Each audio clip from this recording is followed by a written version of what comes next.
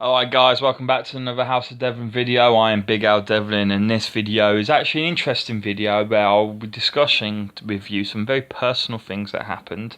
Most of you will know bits and pieces of it because it has been on the channel for the last couple of years.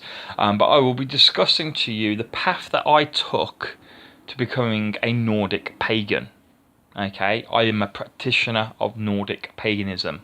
Okay, I'm now very proud and very open about admitting that. Initially I wasn't, because I thought people would think, oh, you're a bit nuts, or if not just nuts, you're just following like a modern trend or anything like that. Not that it is a modern trend, it's not like that many people have suddenly just started following the faith or anything like that. I have my own reasons, and I'll get into them, and they're very strong reasons, but regardless of the strength and the validity of those reasons, I was afraid to admit it to some degree at the beginning, but now I'm proud of who I am, of what I am, and what I've always been. It's just I've been searching for the answers. What am I in that sense? I've always felt like, maybe it sounds very egotistical, very arrogant, and I don't mean it in this way, but what God's watch over me. I've always sought that answer because I've always felt like there is a fate for me. There is a meaning why I'm here. I don't know what it is, but it's my life journey to discover it. And it's taken me 30 years to discover which gods, or God, I don't want to put any spoilers in there, but no, it's gods. Which gods watch over me, essentially. Which gods have essentially put a claim onto myself. As I do believe the gods choose you, you don't choose your God. Okay, and I think it's very wrong in many respects. I mean, if I ever am lucky enough to have children, I will never, ever, ever, ever push my personal beliefs onto them. Of course, I mean, in many ways, I'd love to them to see the same see the world in the same way that I do, but it's not something I would ever say, you have to do this, you have to do that. I would do it in the same way that I was brought up.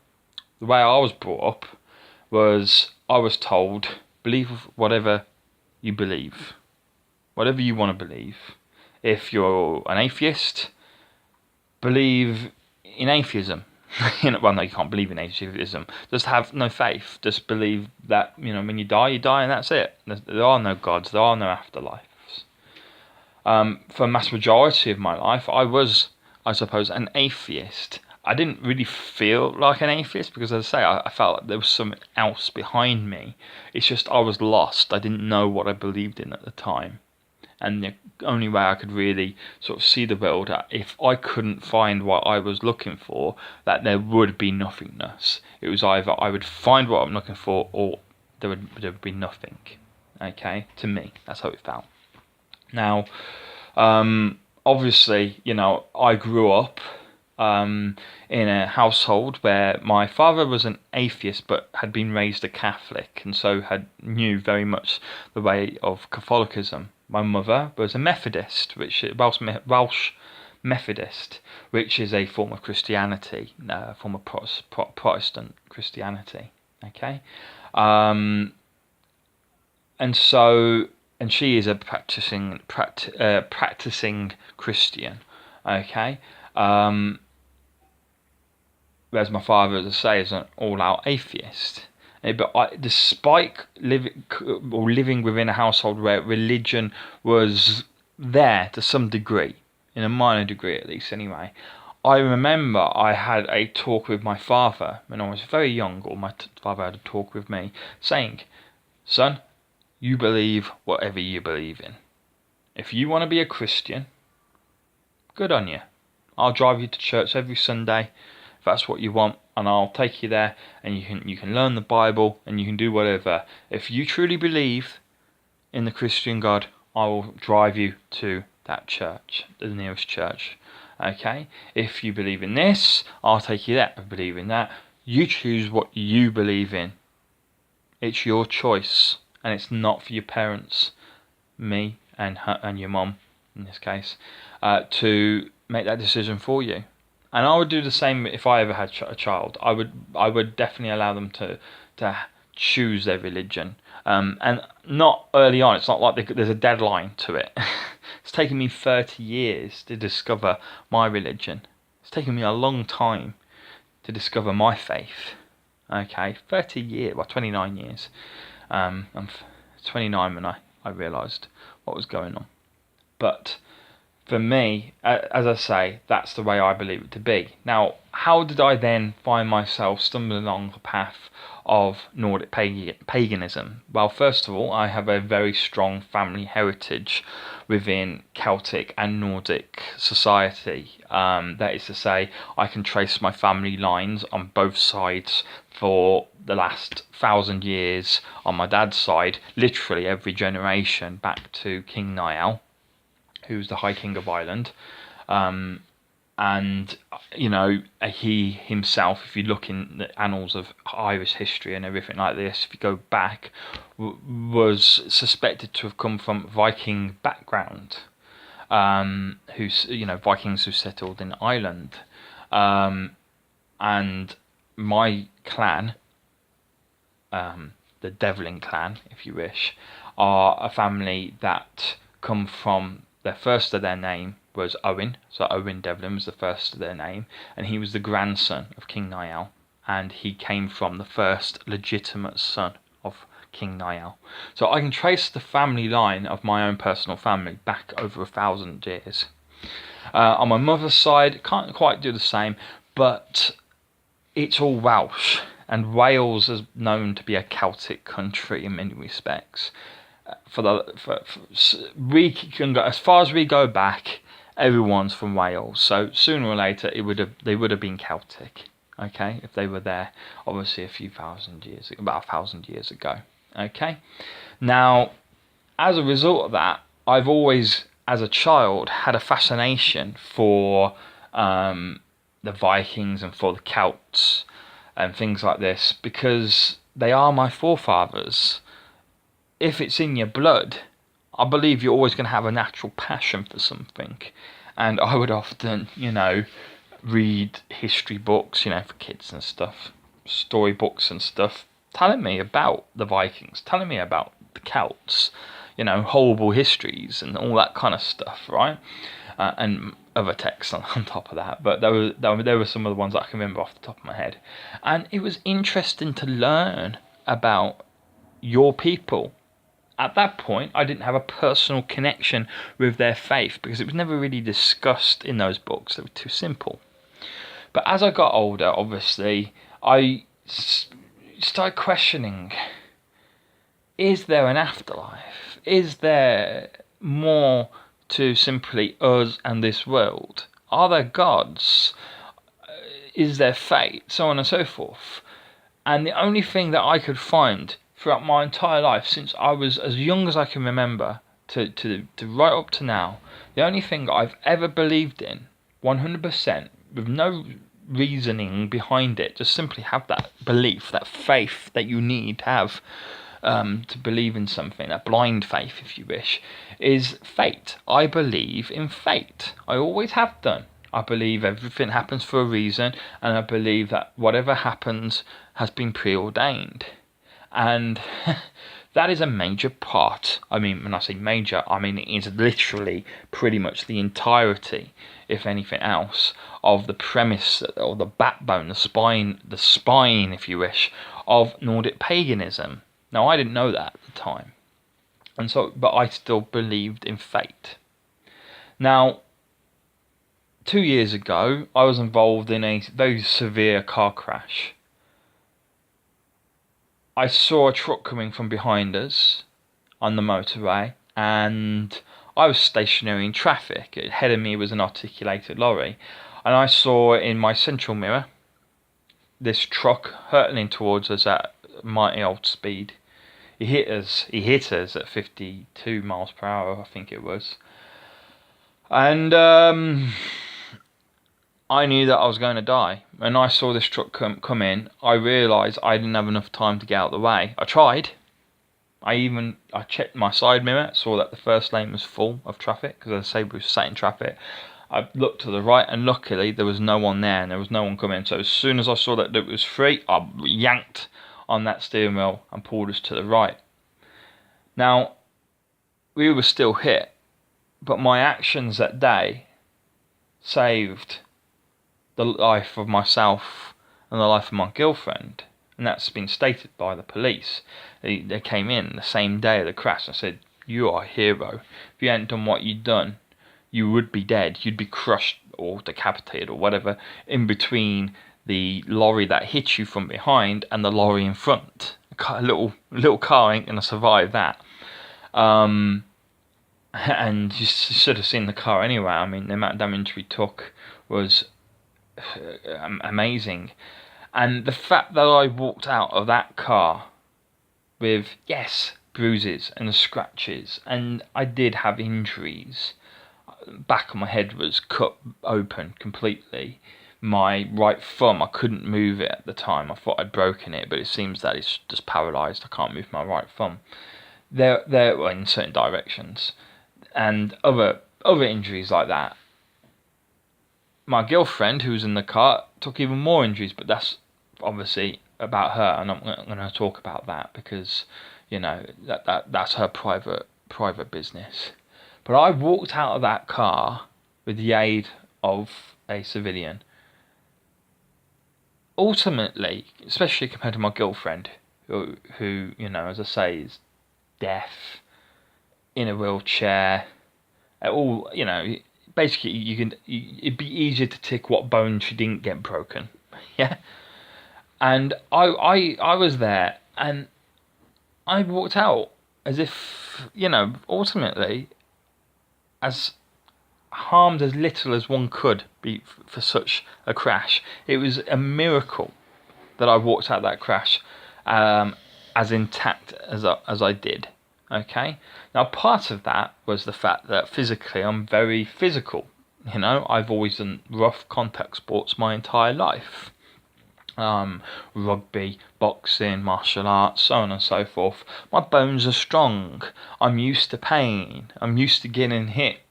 You know, and I think, you know, for absolute certainty, my two lower legs would have been snapped in two if it weren't for the fact that from my right eye I'm used to being kicked in the legs, and as a result I have very, very strong shin bones. But despite that, I still think it was a miracle that I walked out of there as alive as I was. Now, a few days later, I suddenly developed these dissociated symptoms where I felt dead. I felt like I died that day, that I wasn't here in this world, and that everything was an illusion just to soothe my soul, that I was to, you know, walk around in this kind of purgatory, so to speak, until I was able to move on into whatever afterworld was awaiting me. You know, I even begged my mum, who I just thought, isn't my mom, it must be some kind of angel or something, some divine spirit. I said to them, send me back down to the world, send me back down to earth, so I can watch over my family. I watch over Lauren, make sure she heals. I want my girlfriend to get better. I want my family to be happy. I want to take their pain away. I just want to watch over them. I don't care if I can interact. I just want to be there with them. That's what I said. And then you forward it a year or two, well, 2 years after that. Yeah, 2 years after that, almost, just under. Obviously, my knowledge of what's happened has developed a lot more. Only a few weeks ago, I found out something else that has made everything make more sense. You know, obviously there's my physical injuries, my amnesia, things like this. But that feeling of being dead is a horrible feeling. A horrible feeling, because it's undescribable unless you've experienced a life or death situation like that and then reacted as such from that incident in the way that I did. I don't know. You can't explain it. I can't explain it to you guys. And only last week did I learn that my heart was pumping. It was trying to pump, but the electrical activity was all over the place. They did an ECG on me, Basically, you would have been hard pushed to find a pulse on me. Probably didn't have a pulse because the ECG rating was all over the place. There was a delay between the AV node and everything like that. Basically, my heart, my body had given up, or was in the process of giving up. In all intents and purposes, if you don't have a pulse, in old societies at least, even if you have brainwaves, that would make you dead. Now, I wasn't dead, not clinically as you would, diagnose today, but in modern terms, I was. Now, my heart rejigged itself. I didn't need a defibrillator. My heart sorted itself out, and it sorted itself out, I truly believe, because I fought to stay on this earth. When I heard my girlfriend screaming in pain, I knew she needed me, and I fought. I remember swimming through darkness. It's a hard way to describe it, but it sounds dramatic, but I remember swimming through darkness from a place I'd gone to, so I'll describe in a minute. I remember swimming through darkness to come back to my body, and when I was in my body, all I felt was this pain, and hearing my girl, screaming and stuff like that, and blood and stuff, and I was in the real world again. But just prior to that, I had been very peaceful. I chose to go back to the chaos, but I was in peace before then. This is something I've never really mentioned before, because it's very personal, and it could be just simply seen as a dream from being hit on the back of the head by a truck going 50 miles per hour, right? But to me, it means something now. Now that I know that I ultimately, not technically speaking, but ultimately kind of died. My body had kind of certainly well along the process of giving up. I remember I was in a field before I woke up. I was knocked unconscious for 30 minutes. Before I woke up, before I returned to the chaos, I was in a field, a meadow if you wish. Green grass, verdant, and I could hear a stream in the background, smell the water, and I could see sun rays peering through the leaves, the gaps in between the leaves of the trees that were above me, keeping me cool from the sun, the heat of the sun. And I just remember feeling peace. At the time, I had no idea of the halls of the Valheim.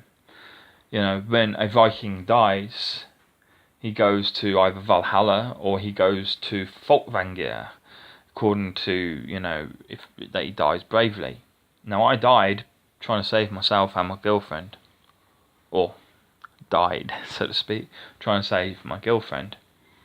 And I believe that I was chosen by Freya to live in Folkvangir, the Meadow of the Dead.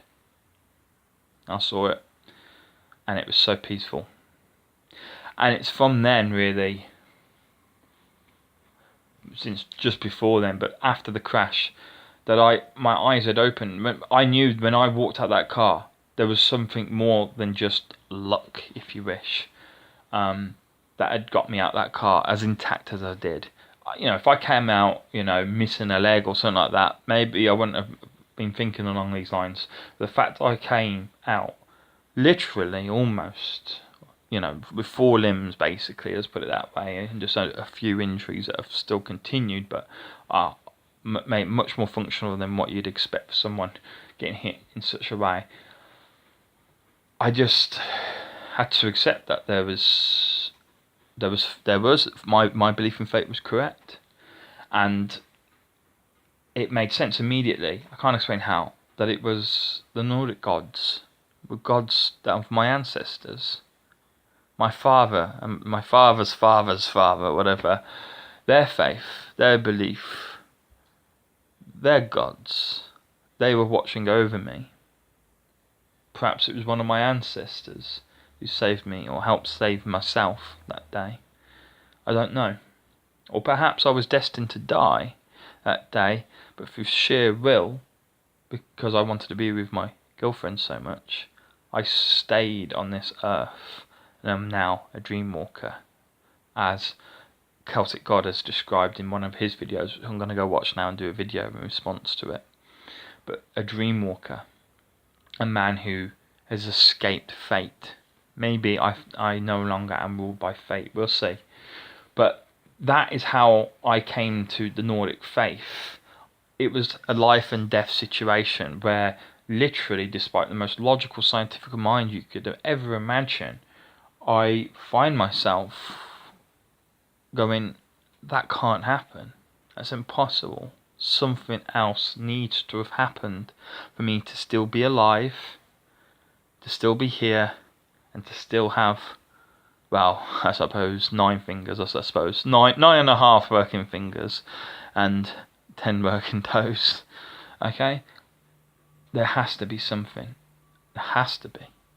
And in the 2 years since that crash, my journey has been expanding my knowledge of what I've discovered it is. And so that's why I practice Nordic paganism. I would love to hear your stories. Obviously, they may take a long time to tell. Mine's taken 20 minutes.